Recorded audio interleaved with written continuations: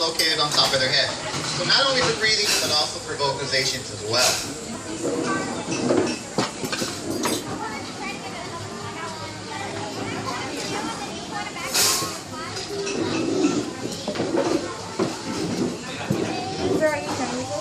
Oh yeah.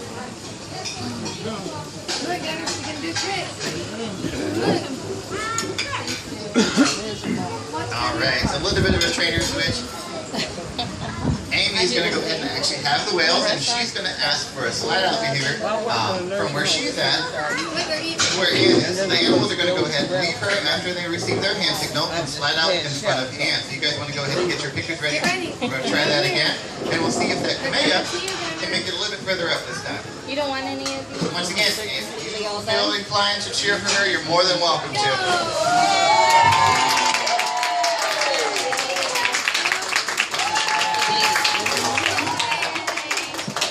She's thinking about it. She's wiggling that little tail.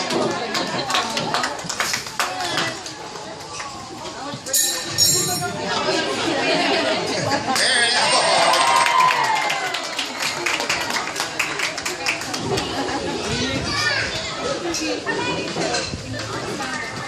Very nice. So it has been a lot of fun watching Kamea grow up and watching the interaction between Sakari and her and the other whales. And interestingly enough, people ask us about, who's in charge here. Well, Takara, her mother, is the alpha female. She's the one who calls all the shots. And of course, that's going to be passed on to her calves. So, little Kamea, who's probably maybe 1,000 pounds, is more dominant than our 9,000-pound male.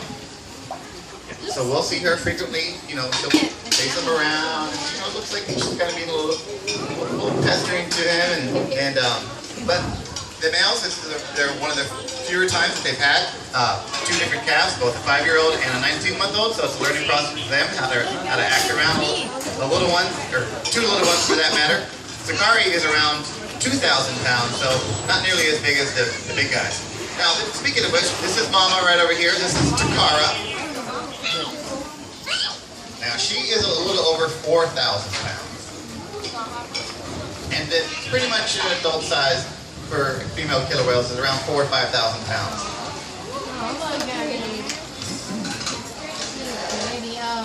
There you go, a family portrait. So once again, you guys can clap for them. They can hear very well. If you notice, we're using the whistle around our neck to communicate to them. It is a way to tell the animals whenever they do the behavior correctly. So they can hear the whistle both above and below the water and across the pool. So they have excellent hearing. Now, if you had a chance to look inside their mouth, they do have some pretty sharp teeth. Now, these whales have around 44 conical shaped teeth that are not designed for chewing. They're simply designed for grasping their food and swallowing it whole, which is one of the reasons that makes them very efficient predators. Alright, so little Kamea is going to try to slide out all on her own without the help of Sakari. I don't know yet.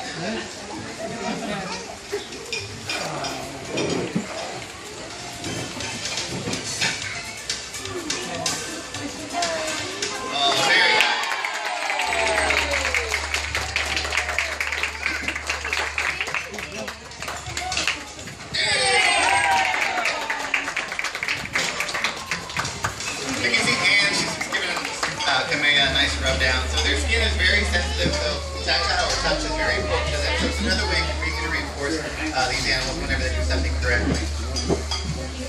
Alright, so now we're going to get a chance to listen to some of those vocalizations. So I'll go ahead and be quiet and you guys can take a listen.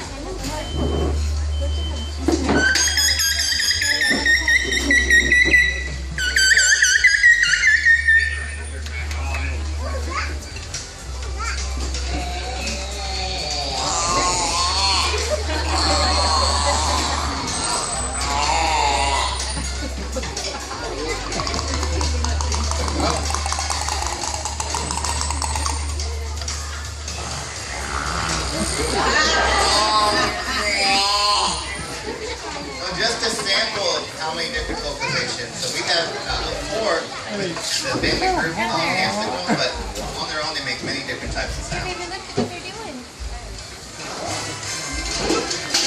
Alright everybody, it looks like we're getting ready to go ahead and showcase our final behavior. Look, this is it. Sure. All right. So we're going to ask you, either Amy and Ann are going to ask you, the two little ones over here, go upside down and give you all a great big killer whale wave with your tail. You guys go ahead and wave back.